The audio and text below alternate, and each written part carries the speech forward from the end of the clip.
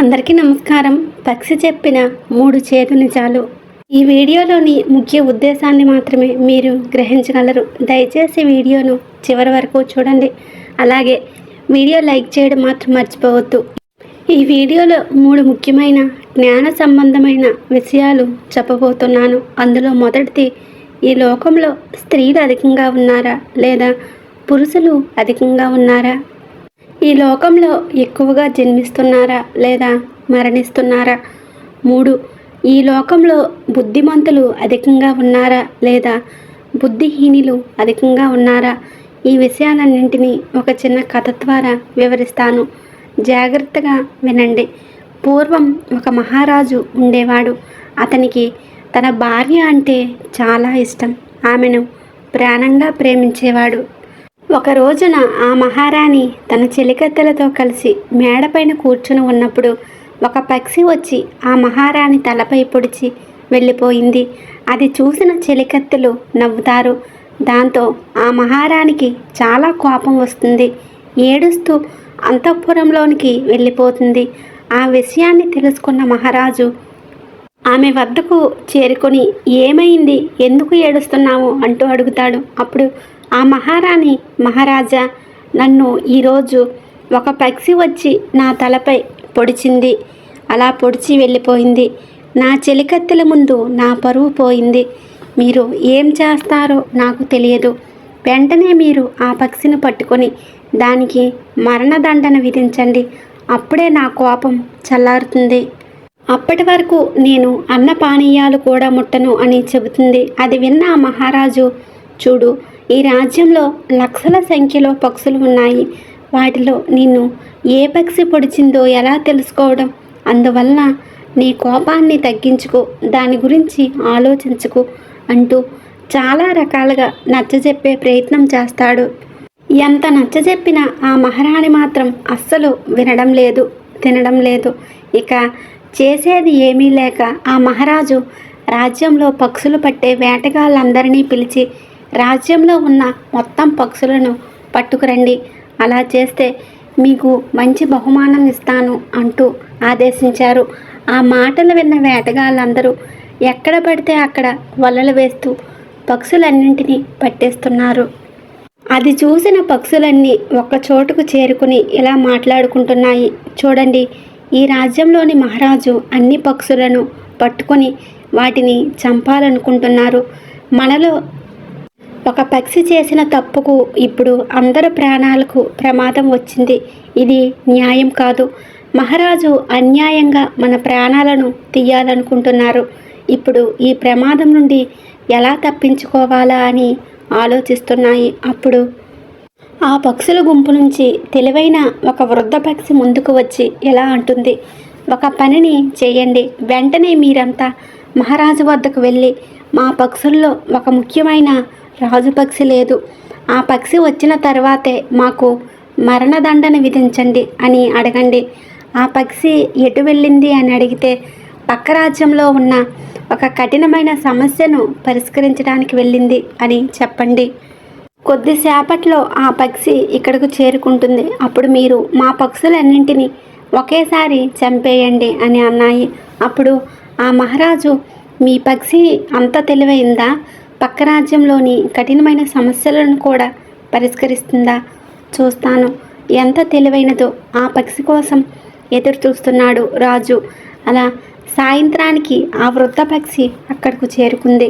అప్పుడు ఆ మహారాజు, ఏం పక్షిరాజా, నీ గురించి పక్షులన్నీ చాలా గొప్పగా చెబుతున్నాయి. నువ్వు చాలా తెలివైన వాడివంట. పక్క రాజ్యంలో ఏదో కఠినమైన సమస్యను పరిష్కరించడానికి వెళ్ళావంట. ఏమిటి ఆ సమస్య అంటూ అడుగుతాడు. అప్పుడు ఆ వృద్ధ పక్షి, మహారాజా, పక్క రాజ్యంలోని మహారాజుకు ఒక సందేహం వచ్చింది. అది ఏమిటి అంటే, ఈ లోకంలోని స్త్రీలు అధికంగా ఉన్నారా లేదా పురుషులు అధికంగా ఉన్నారా అనే సందేహం వచ్చి నన్ను పిలిపించారు. నేను వెళ్ళి అతని సందేహానికి సమాధానం చెప్పి వస్తున్నాను అని ఆ పక్షి అంటుంది. అప్పుడు ఆ మహారాజు, మరి నువ్వు ఏం సమాధానం చెప్పావు? నా ఉద్దేశం ప్రకారం లోకంలో పురుషులే అధికంగా ఉన్నారు. నువ్వు కూడా అదే సమాధానం చెప్పావా రాజు పక్షిని అడుగుతారు. అప్పుడు ఆ పక్షి, మహారాజా, మీరు చెప్పిన సమాధానం తప్పు. ఈ లోకంలో స్త్రీలే అధికంగా ఉన్నారు అని అంటుంది. అప్పుడు ఆ మహారాజు, దేనిని ఆధారంగా చేసుకుని ఈ సమాధానం చెప్పావు? దీనికి రుజువు ఏమిటి అంటూ అడుగుతాడు.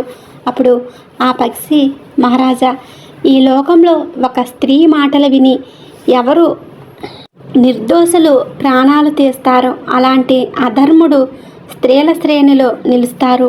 అలాంటి వాడు ఒక స్త్రీతో సమానమని సమాధానం చెప్తుంది. ఆ పక్షి యొక్క మాటలు విన్న ఆ మహారాజు ఆలోచనల్లో పడ్డాడు.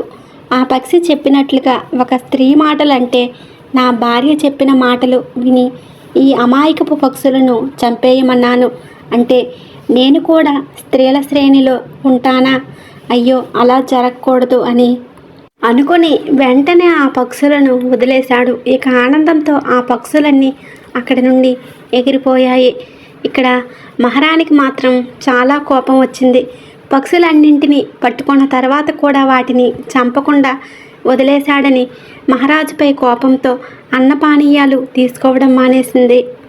ఆమె స్థితిని చూసిన మహారాజు పక్షుల కన్నా భార్యనే ముఖ్యమని అనుకొని మళ్ళీ పక్షులన్నింటినీ పట్టుకురమ్మని ఆదేశించాడు. మరునాడు వేటగాళ్ళు పక్షులను పట్టుకొని వచ్చారు. కానీ ఈరోజు కూడా ఆ వృద్ధ పక్షి మాత్రం రాలేదు. అప్పుడు ఆ పక్షులు, మహారాజా, మా రాజు పక్షి ఇక్కడ లేడు. దక్షిణాన ఉన్న రాజ్యంలో ఏదో సమస్య వస్తే తీర్చడానికి వెళ్ళింది. ఆ పక్షి వచ్చిన తర్వాత మాకు మరణదండన విధించండి అని వేడుకున్నాయి. అప్పుడు మహారాజు ఆ పక్షి కోసం ఎదురు చూస్తున్నారు. కొద్దిసేపటికే ఆ వృద్ధ పక్షి అక్కడికి చేరుకుంది. అప్పుడు ఆ మహారాజు, ఏ పక్షిరాజా, ఈరోజు ఏం పరిష్కరించి వస్తున్నావు అంటూ అడుగుతాడు.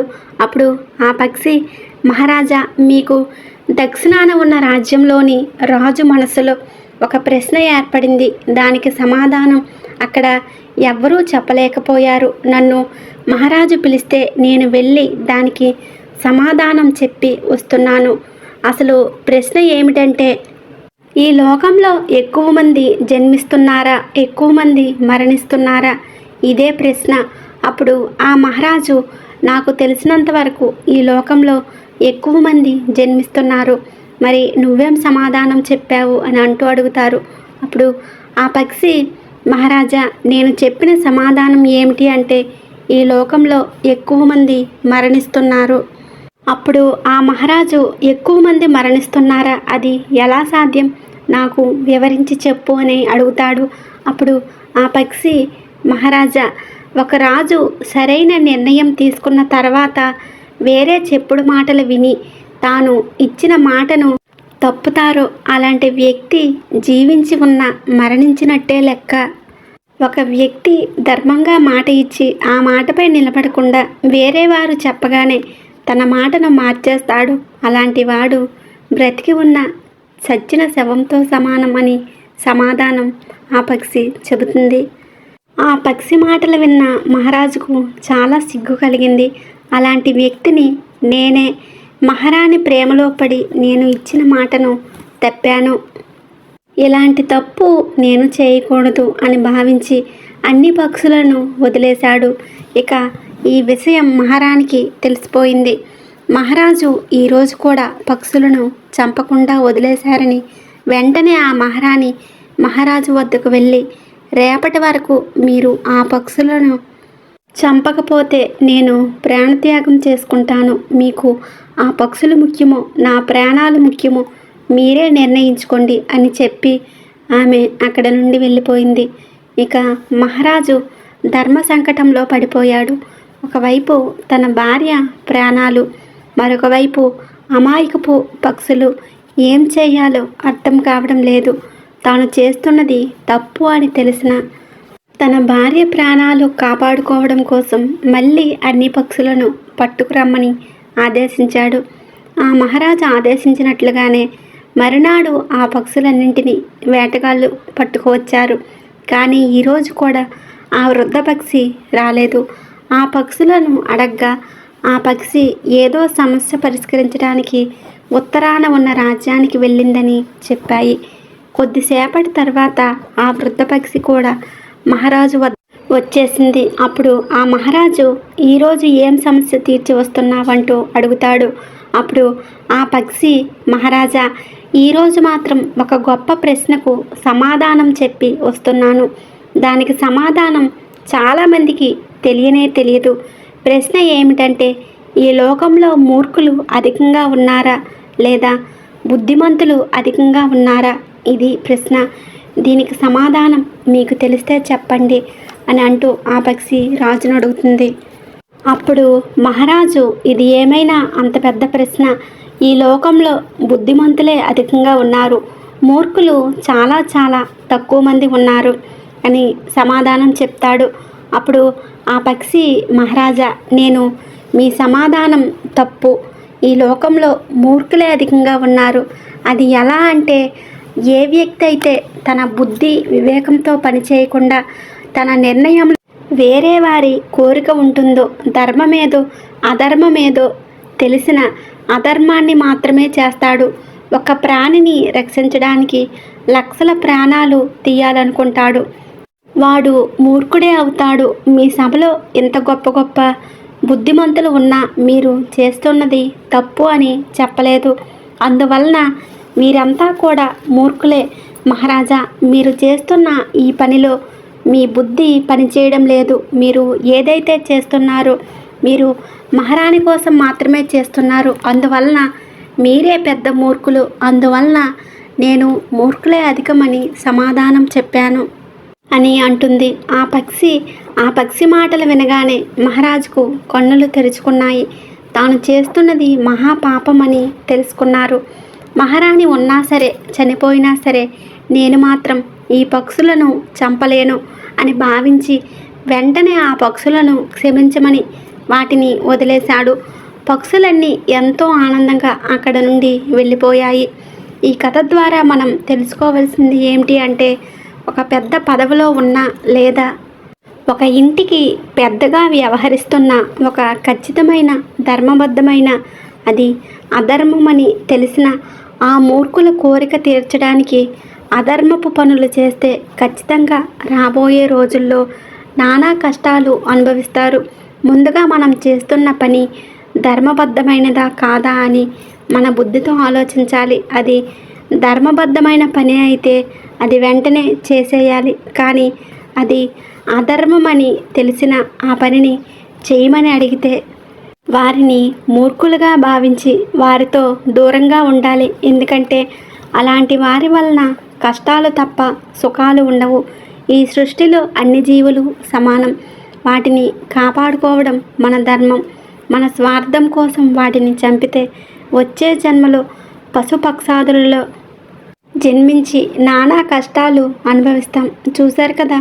వీడియో కనుక మీకు నచ్చినట్లయితే లైక్ చేయండి, షేర్ చేయండి, మన ఛానల్ని సబ్స్క్రైబ్ చేసుకోండి. జై శ్రీరామ్ అని చిన్న కామెంట్ చేయండి.